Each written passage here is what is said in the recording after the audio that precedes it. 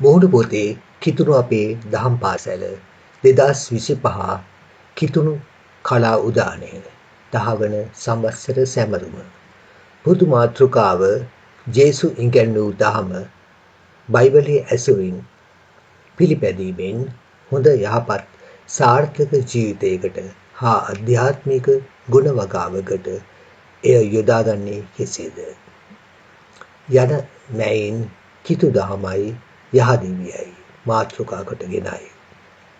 සම්පූර්ණ නම අල්ගම අප්පුහමිලාගේ ඩොන් සුනිල් සරත් අල්ගම.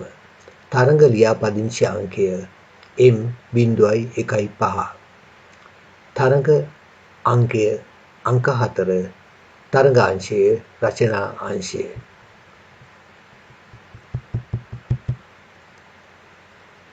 කිතු දහමයි යහදිවියයි. දහමක මූලික අවශ්‍යතාවය. දහමක මූලික හරය වන්නේ අප මෙලොව ගෙන යන ජීවිතය සාර්ථක කර ගැනීමයි. මෙහිදී අප මේ වරදවා වටහාගත නොගත යුතුය. ජීවිතයේ සාර්ථක වීම යනු හුදෙක් ද්‍රව්‍යමය ජයග්‍රහණයන්ට යටත් වීම පමණක්ම නොවේ. එය මානසික සහනය, පිරිසිදු සහ ආදර්ශවත් චරිතය සහ අධ්‍යාත්මික සම්පූර්ණත්වයේ මත ගොඩනගාගත් ජීවිතයක් බව පැවසීම වඩා නිවැරදිය. මිනිසාට තනිවම ළඟා කරගත නොහැකි මාර්ගයක් වන ඒ මගේ යැම නිවැරදි මාර්ගෝපදේශයක් අවශ්‍යය. බයිබලයේ සඳහන් වන ජේසුතුමාගේ ඉගැන්වීම් එම මාර්ගයට පිවිසීම සඳහා අවශ්‍ය සම්පූර්ණ ආලෝකය ලොවට සපයයි. හුදු ආචාර විධි ධර්ම වලට පමණක්ම සීමා නො වූ ජේසුතුමාගේ ඉගැන්වීම් මිනිසාගේ සිතිවිලි සහ හැසිරීම් සම්පූර්ණයෙන්ම වෙනස් මඟකට ගෙන ජීවන මාර්ගයකි. අපට එම ප්‍රවේශය ලබා දෙන්නේ ශුද්ධ වූ බයිබලයයි. ආදරය යහපත් ජීවිතයක් ගත කිරීම සඳහා ජේසුතුමන් දේශනා කළ මූලික අංගයයි. එතුමා තම ජීවිතය පුරා එය පවත්වාගෙන යමින් කුරිසිපත් වන අවස්ථාවේදී එය ක්‍රියාවෙන් මුදුන්පත් කළසේක. මේ හැරුණකොට එතුමා නව ගිවිසුම පුරා වරින් වර දැකූ ආදරය ගැන උදාහරණ කිහිපයක් ගැඹුරට සාකච්ඡා කිරීම වඩාත් උචිතය. යහපත් සමාරියාගේ උපමා කතාව ලූක් ශුභාරංචියේ 10:25 සිට 37 දක්වා දිගහැරේ. ආදරය සිතින් පමණක් ඉටු නොකර ප්‍රායෝගික කිරීමේ උතුම්කම මෙහිදී ජේසුතුමන් මනාව විදහා දක්වයි. අසරණයෙකුට උදව් කිරීමේදී අප ස්වවිවරණය ගැන පමණක් පවතින සීමා ඉක්මවා යමින් ආදරය ප්‍රකාශ කිරීමේ වැදගත්කම මෙහිදී අවධාරණය කෙරේ. මෙහිදී අප අසල්වැසියා කවුද යන්න පිළිබඳ සරල උපමාවක් තුළින් ගැඹුරු අර්ථයක් ගෙන හැර දක්වයි. මෙලොව සියලු දෙනා තුළින් අප දෙවියන් හඳුනාගත යුතුය. ඔවුන්ට ගරු කළ යුතුය. ඔවුන්ට ආදරය කළ යුතුය. විපත් අවස්ථාවලදී උස්පාත්කම් නොබලා ආදරයෙන් රැක බලාගත යුතුය. එසේ තව කෙනෙකුට ආදරය දැක්වීමට කුලමල භේදයක් නැත. අප සියලු දෙනාම දෙවියන්ගේ දරුවන් වේ නම් අප සියලු දෙනාම එකිනෙකාගේ අසල්වැසියන්ද විය යුතුය. මතෙව් 5:44-45 ජේසුතුමන් අවධාරණය කරන්නේ සම්ප්‍රදායෙන් ඔබට යන ජේසුන් ගැනීම ගැනයි. පෙර කළ සදාචාරාත්මක නියමය වූයේ අසල්වැසියාට ප්‍රේම කළ යුතු නමුත් සතුරාට වෛර කළ යුතු බවටය. එය ආදරණීය පැවැත්මක් නොවේ. ජේසුතුමන් තෙරෙහි විරුද්ධවාදීන් ඇති වූයේද සමාජයේ අවංකව යහපත් මාර්ගයට ගැනීම සඳහා උන්වහන්සේ තැබූ රැඩිකල් පියවර නිසාය. මෙහිදීද ජේසුතුමන් දේශනා කළේ අප සතුරන්ටද අප ප්‍රේම කළ යුතු බවත් අපට පීඩා කරන්නන් ඉවසමින් ඔවුන් උදෙසා යාඥා කරන ලෙසත්ය. සමාව දීම.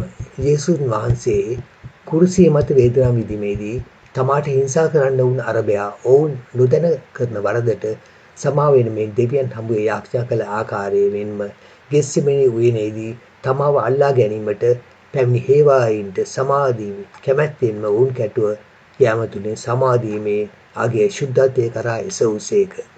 මතෙව් 6:14-15 පදවල අප මිනිසුන්ගේ වරද කමා කරන විට දෙවියන් වහන්සේ අපටත් කමා කරන බවත් මිනිසුන්ට කමා නොකරන විට පියාණන් වහන්සේ අප වරදට කමා නොකරන බවත් පැවසේ.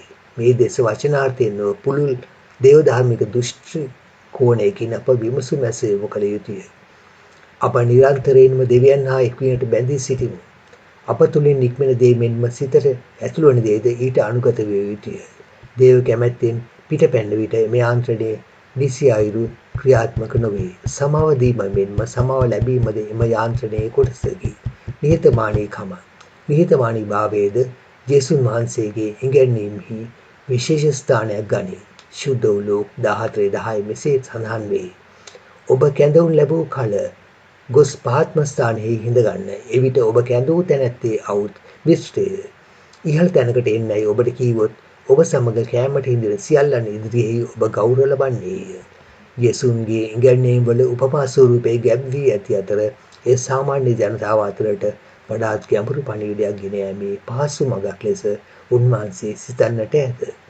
මෙහිදී මුල් පුටුව අහංකාරය, බලය, ස්වයං අභිමානය ප්‍රකාශ කරන අතර අන්තිම පුටුව මගින් නිහතමානීත්වය සහ ඒහා බද්ධ වූ තම වාරයේ එනතෙක් ඉවසීම සහ සේවක සිත සංකේතවත් කරයි. වඩා උතුම්කම ලැබෙන්නේ මිනිසුන්ගේ ඇස් ඉදිරිපිට නොව දෙවියන් හමුවේ බව මෙහි වක්‍රාකාරව කියවේ. සත්‍යවාදීකම.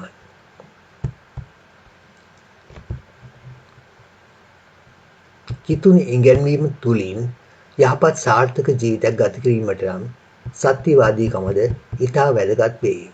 මතෙව් 5:37ට අනුව ඔබගේ කතාව ඔව් නම් ඔව් විය යුතුය, නැහැ නම් නැහැ විය යුතුය. මෙයට වඩා වැඩි වචන දුෂ්ටයාගෙන්නේ. දෙවියන් හා සමග ජීවිතයක් ගත කරන්නා සැබවින්ම යහපත්ය. මේ ශිෂ්ට සම්පන්න සමාජයකට දායක වේ. සත්‍යවාදී වීම තුළින් විශ්වාසය ගොඩනගයි. එහි පරස්පරය වන දෙබිඩි ජීවිතය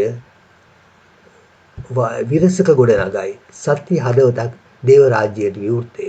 එය කිතුණු සතු ගුණාංගයක් වන අතර යහපත් සමාජීය ගුණාංගයකි. ජොහාන් 8:31-32 හි විමුක්තිදායක සත්‍ය යටතේ මෙසේ පැවසේ. එබැවින් තමන් වහන්සේ අදාහගත් යුදෙව්වරුන්ට යේසුස් වහන්සේ කතා කොට ඔබ මාගේ ධර්මයේ පිහිටා පවතින්නෝ නම් සැබවින්ම ඔබ මාගේ ශ්‍රාවකයෝ යයි වදාළසේක. යහපත් ජීවිතය යනු අලංකාර වචනයේ නොව සත්‍යයේ පිහිටා කටයුතු කිරීමයි. වංචනිකයෝ තමාගෙන්ම එනම් තමාට සහජයෙන්ම හිමි දේව ස්වභාවයට ආවරණය වෙමින් සැඟවී සිටීමට කටයුතු කරති. දේව සත්‍ය ඉදිරියේ නිරාවරණය නොවන්නෝ තම අධ්‍යාත්මික නිර්වස්ත්‍රභාවයේ හෙළිවෙතැයි බියෙන් හා සැකයෙන් පීඩිතව අසම්පූර්ණ ජීවිත ගත කරති. සත්‍යයට විවෘත වන්න. එවිට යේසු මඟ පෙන්වීම අනුව ඔබ බයෙන් හා බන්ධන වලින් නිදහස් වෙනු ඇත. යහපත් ජීවිතයකට යේසුතුමා දුන් මේ සියලු මාර්ගෝපදේශ ඉතා වැදගත් වේ. මම සුනිල් අල්ගම. ස්තුතියි.